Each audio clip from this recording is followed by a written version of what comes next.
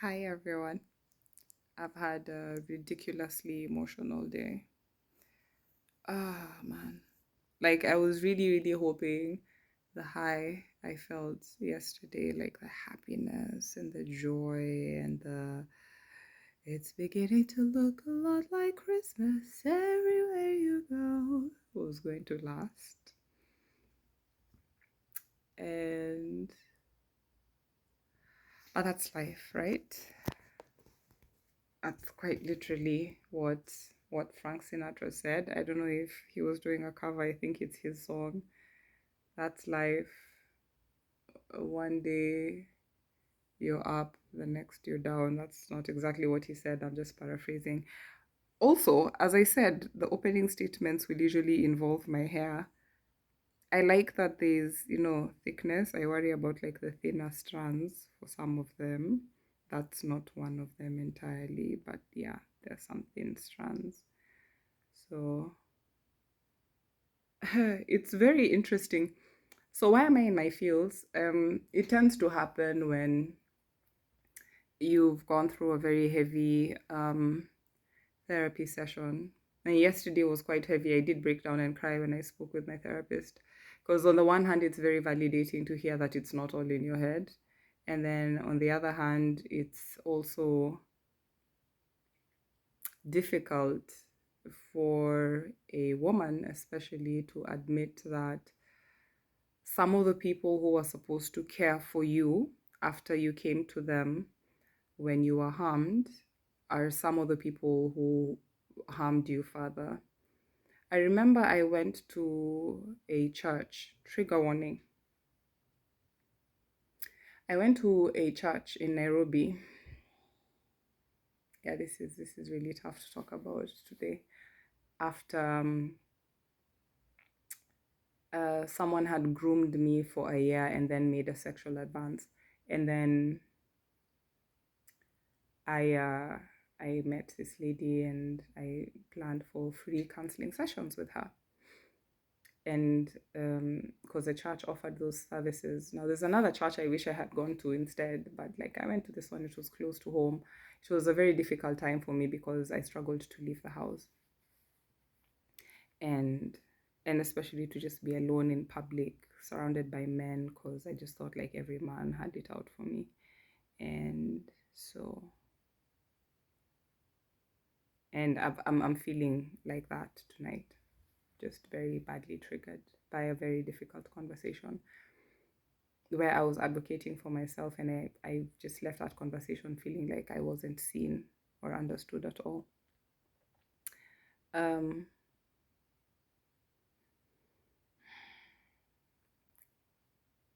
so this lady, she scheduled some meetings for us to be having, I guess, I think every week or so. I don't remember. What I do remember is I saw her maybe a total of 3 times.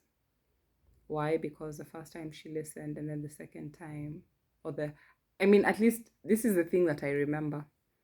I tell her what happened to me, that a man pinned me down and simulated sex over me. And then she says, with a straight face, um, not so straight face, Sharon, are you saying you don't know that men can be cheeky? And I was like, what? She said, yeah, men, like when you're with them, they say these things, they can be cheeky. She equated my abuse to cheekiness.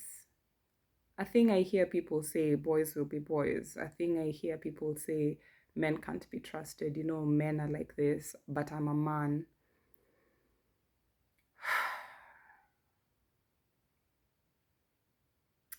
Actually, the one thing this person said that holds some truth is, Sharon, I think if you're in a good space, you know, away from the struggles of student life abroad and not having held a job in so long, and being self-employed, and being self-employed is exhausting. It's exhausting to do all the admin work behind the thing, which is why I sign up so few clients, because I have just enough capacity to handle a certain number of people. And I also have to have rest periods because my work is very emotionally taxing. And because I practice nutrition, and as my dean calls it, food psychology, in a way that not very many people are doing, at least not the ones labeling themselves health coaches and nutritionists, then it means I dig deep. And when you dig deep into people's emotions, it's heavy. It gets very heavy very quickly. And so I'm sat here thinking, if it's this heavy before the PhD in food psychology, how much heavier does it get when you actually start working with people who used to trigger warning or are still harming themselves? Uh, People who have eating disorders or disordered eating, and especially if you've been there, because I've been there with both. Um, and ADHD fuels some of this stuff because you forget to eat. And then I remember the first time I came to Germany and gained weight, I panicked royally, and it took me back to when I was 18 and I'd gained some weight after high school, and someone volunteered to tell me that I looked bigger than my mother, and what was I even eating? Those were her actual words. And a woman, a mother herself. And my mom, of course, was left there defending my honor, but the words had been spoken and the hurt had taken place.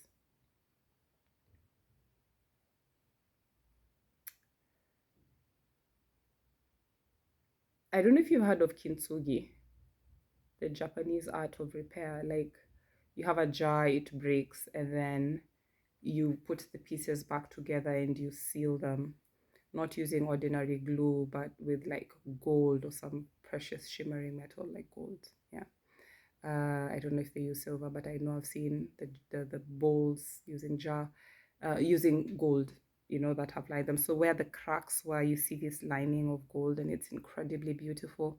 And psychologists talk about it, and I think I've heard Esther Perel talk about it. It's the art of repair. When something is broken, you repair. That's really hard for someone who didn't usually get closure. And I'm talking to my African brothers and sisters here, where if you didn't go through gentle parenting, it's actually not just an African problem. I think it's a millennial problem, and half the reason why so many of us have no interest in bringing children into the world is the things we went through as children. The getting dismissed, the having your reality denied, the getting beaten for speaking up, the getting into trouble, the eggshell walking. I made a joke yesterday and told someone, I know the footsteps of people. I learn to master them, especially if I live around people, even in a flat, because I know what it's like to be terrified of a parent coming home, not necessarily because they're an alcoholic or because they beat you blue black, but because when they come home and they're in a bad mood, you don't know what mood they'll be in actually. But if they come home and they're in a bad mood that day, so it's you gambling, you're like, which one will it be? If they're in a bad mood, it will drown everything good about that day. You will feel like you're not enough. You will feel like, why can't I fix the pain and hurt of this person? And children, the way research has shown, not just research, but let's just talk about lived experiences for a minute here. Every child of divorce that I've listened to talk about it, even in adulthood, at least in therapy, because I listen to therapy sessions, where should we begin by Esther Perel. But like, I listen to people talk about some of the stuff they've unearthed in therapy, and I listen to therapists a lot, psychologists and psychiatrists, and children blame themselves when their parents get divorced or separated for some reason. They just think it must have been me. Maybe I was a bad child, right? And we know this. We know this now.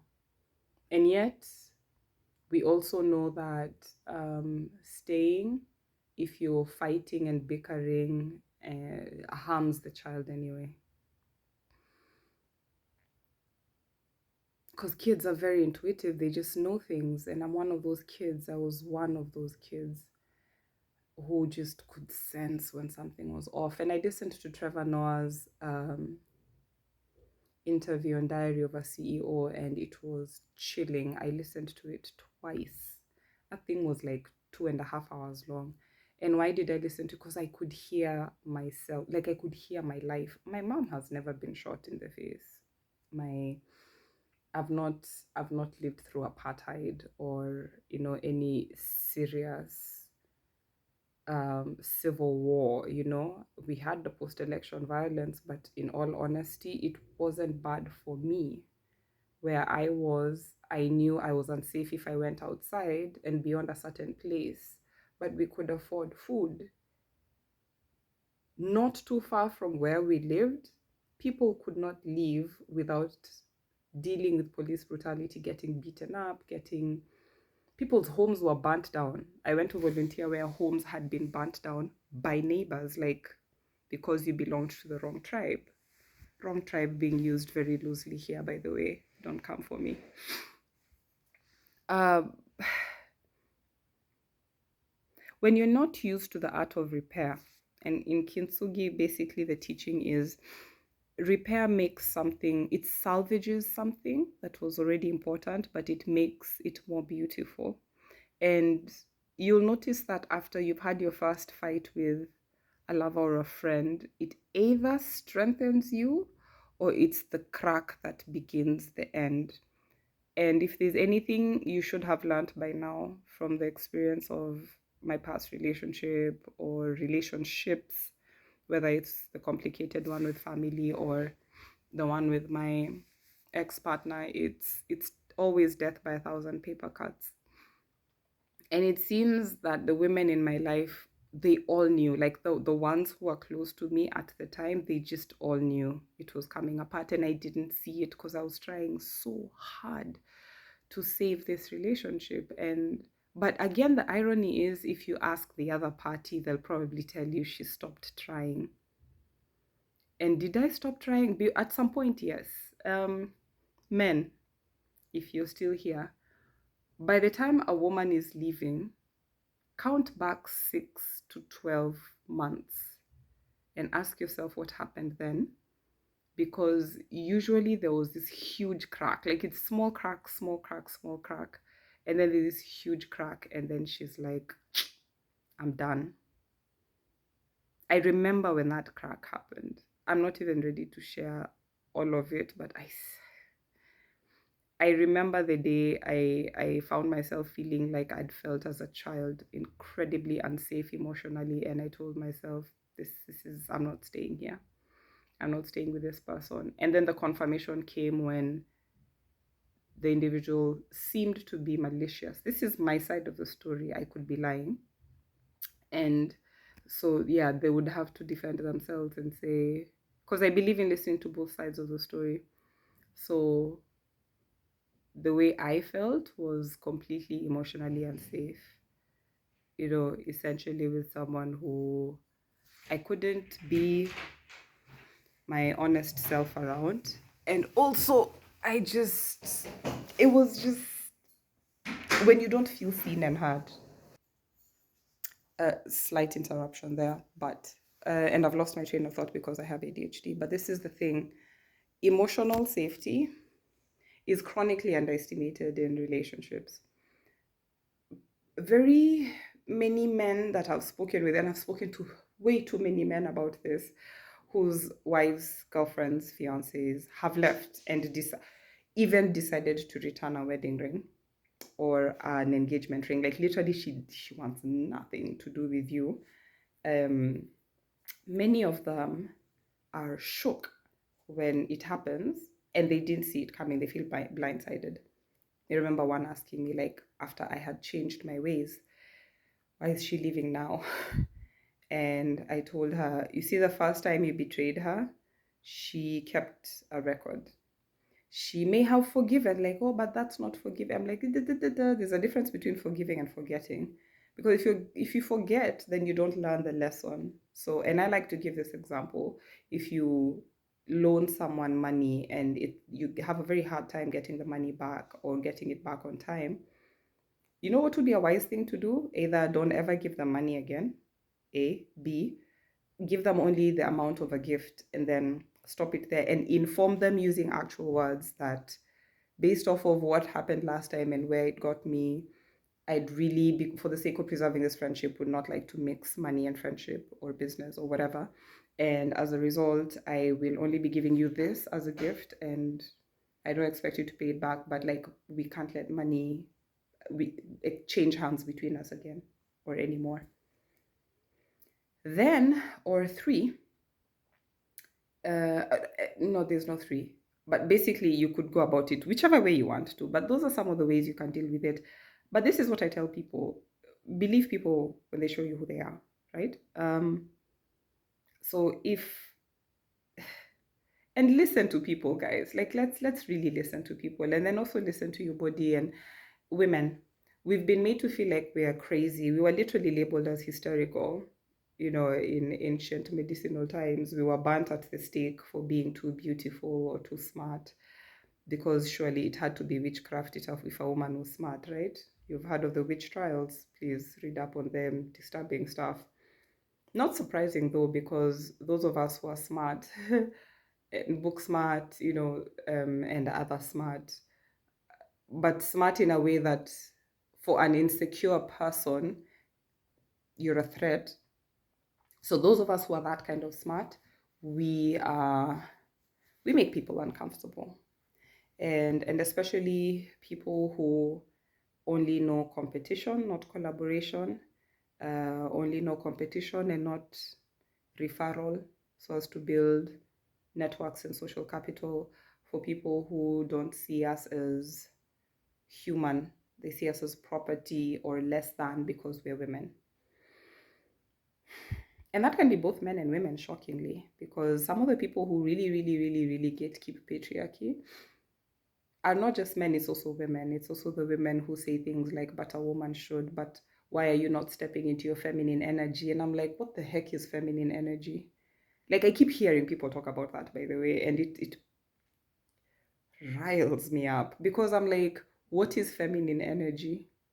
Like, masculine energy is provision and work, and feminine energy is nurturing, child rearing and bearing, and other work. Like, women I admire are people like Oprah Winfrey and Serena Williams and Dr. Uche Blackstock, who's, a medical doctor, whose mother was a medical doctor, sorry, I'm not sure, her mother is a medical, her sister is a medical doctor.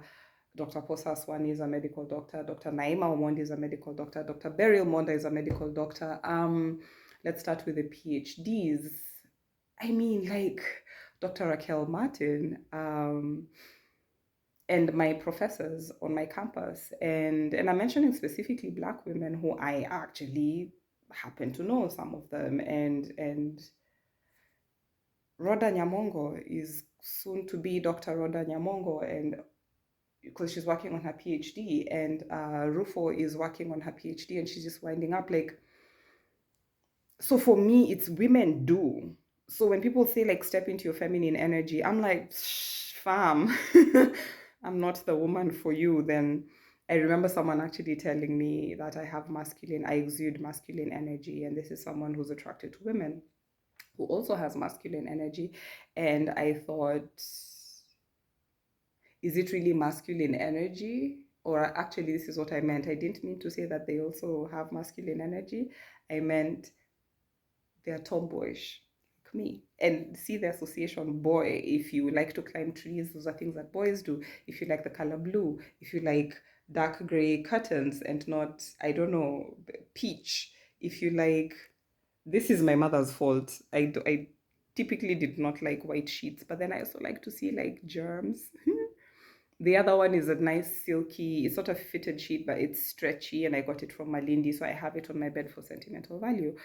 Over explaining is a woman problem. But like, I like the colors black, white, beige, gray, brown. And my work wardrobe was predominantly that. Even the clothes I sleep in are black and white, like it's the shorts and the spaghetti top and spaghetti strap top, whatever top.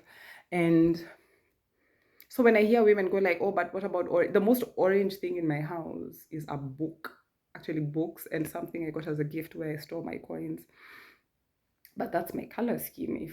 And I love blue because it reminds me of the ocean, not baby blue, like blue ocean blue or that, because it reminds me of the ocean, and I love the ocean because I lived near the ocean for a year.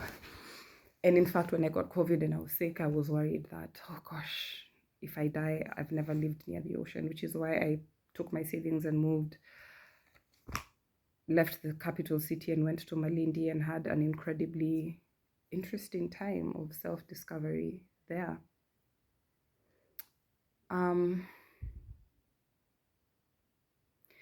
This is the thing. Life will throw things at you. Life will really throw things at you. But the other thing I've learned from project management, or treating my life like a project for a year, through a Udemy course, I forget the name, but yeah, it's a project management course where you treat your life like a project for a year, then see how that goes. If there's anything that I have learned, it is that lessons are repeated until they're learned. And that's a thing that the professor used to say. His name is Philip or Philip something. Lessons are repeated until they're learned. And that's a thing I've come to see. And we see it even in the Bible setting of the Kadesh Barnea experience, where the children of Israel have left Egypt and walked, and they're at the border. They're about to possess the promised land, and they hesitate. And they're like, you know what, we should have just died in Egypt, like this can't be the time. And it was actually because the 12 spies had been sent out, and they all came with an ill report saying, oh my god, all except one, well, two, oh my gosh, these guys are giants, they're going to destroy us. Did you guys bring us here to die? And they had been complaining to Moses like this until Moses died, and then now they're complaining, no, Moses hadn't died yet. He hadn't yet died. But they also complained to Joshua. But anyway, the long and short is they complained to Moses, did you bring us out here to die? Yet again, that is a complaint. We should have died in Egypt. We had melons, we had water, we had garlic. My mom and I joke, we understand we had melons and cucumbers. Cucumbers, I love melons. I don't understand cucumbers. They have a weird taste. And I understand the garlic, like in food, and the meat, and like foods that create cravings. I was like, cucumbers, garlic. I mean, you guys couldn't have talked about like other fruit. Yeah, chapati, maybe cakes. But I digress, and I do this. I digress, and I make jokes when I am sad and anxious to diverge attention away from the difficult subject. It's really, really important for us to take the time to reflect on the things that hurt us and why they hurt us. When someone presents an opportunity for repair for someone who was denied repair for a long time, sometimes that person resists.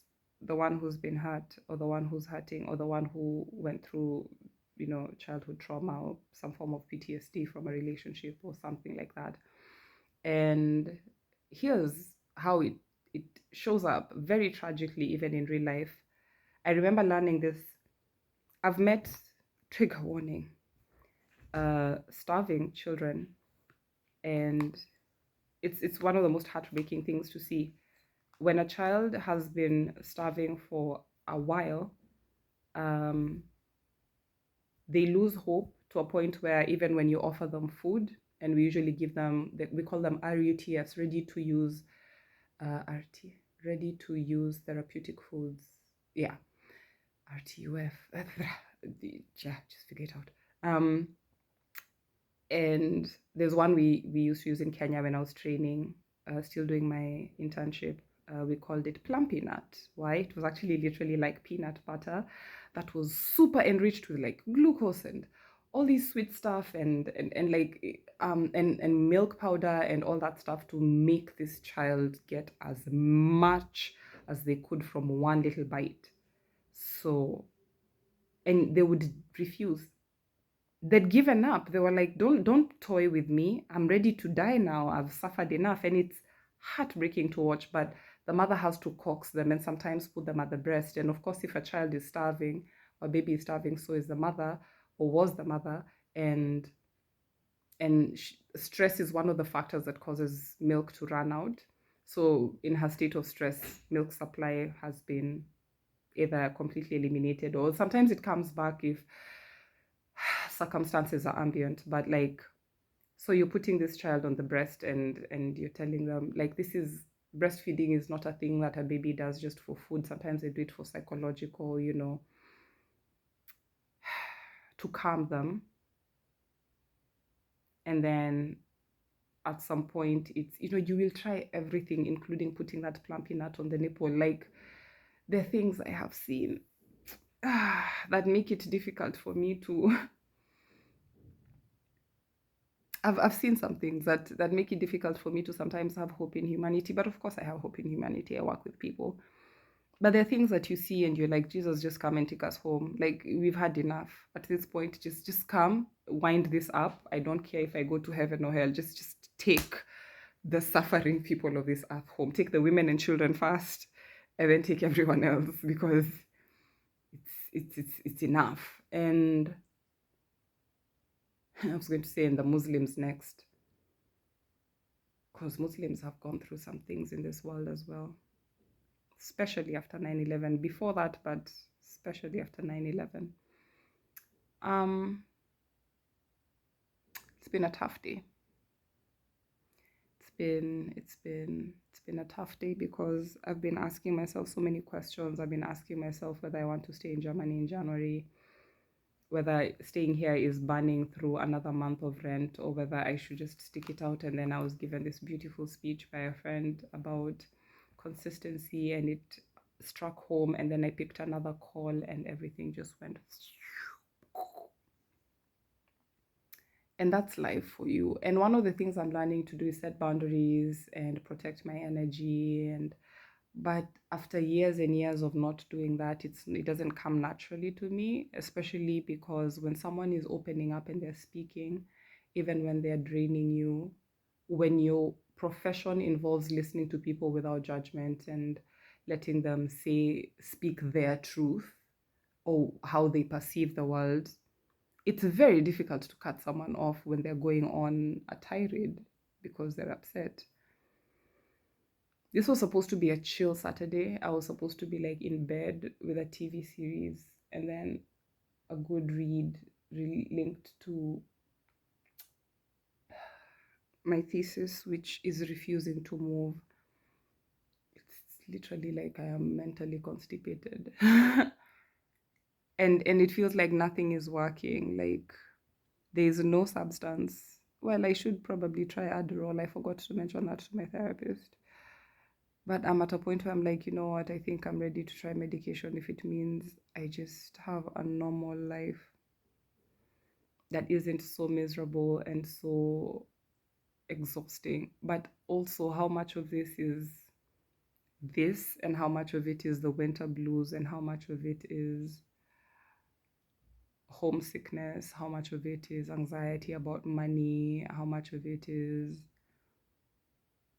anxiety about my patients who are just going through a lot right now. And at least I have two who are doing well, and I have two who are struggling. And then now I'm supposed to be signing up others in the next wave, in January, and hopefully end of January, because I have other engagements, including schoolwork and some other side gigs in early to mid January. I am so tired.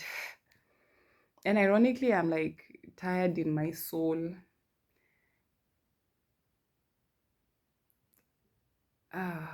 Yeah. So that's where I'm at today.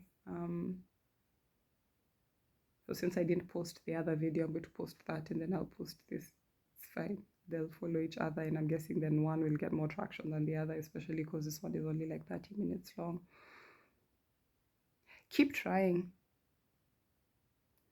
Even if you break your own rule about protecting your energy, don't stop there. Doesn't make you a failure. If anything, it makes you wicked strong for just trying anyway, even though you know that you've messed up before or you've fallen short before. Keep trying, because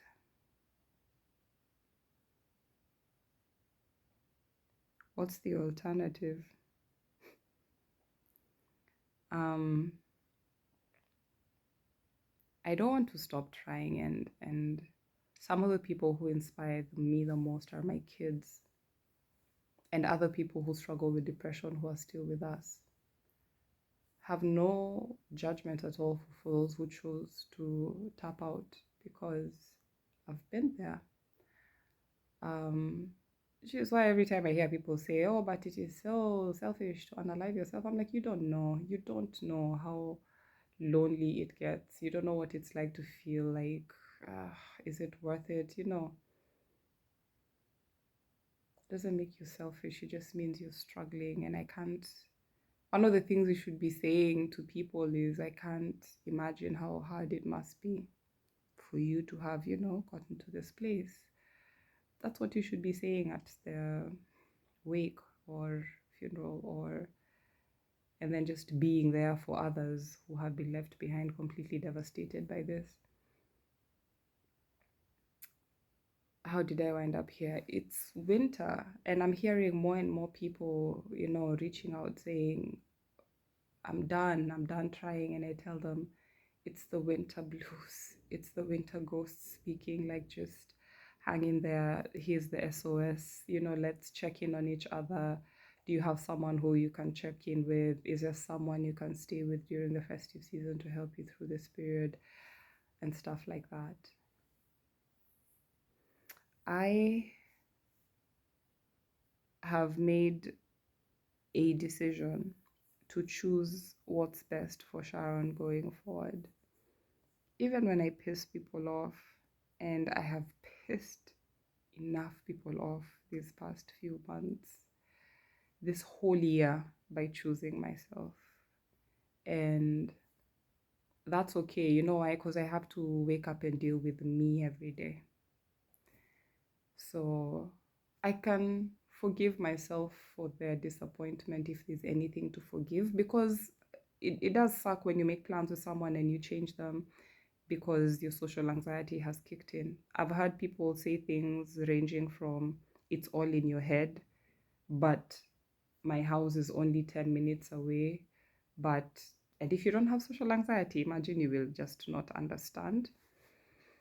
So lead with empathy when someone tells you they're struggling to leave their bedroom, let alone their house. So it's the festive season.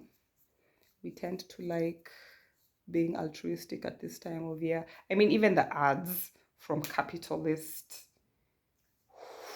whoever are about children and gift giving and showing kindness to the poor and unhoused. Where are these ads in January and March? But let's normalize kindness and empathy. Let's look out for one another, especially for people who we know are Christmas orphans, like your Muslim friends who don't celebrate Christmas and live alone, your single mom friends, your single dad friends. I have been told to be more inclusive. Your new in the country friends and associates. It doesn't just have to be friends and such. So reach out to people, check up on them, forgive their inconsistency. We don't mean to be flaky. Sometimes we've just had a lifetime of not being the one who is helped because we normalized being the helper from childhood. So happy holidays and see you soon.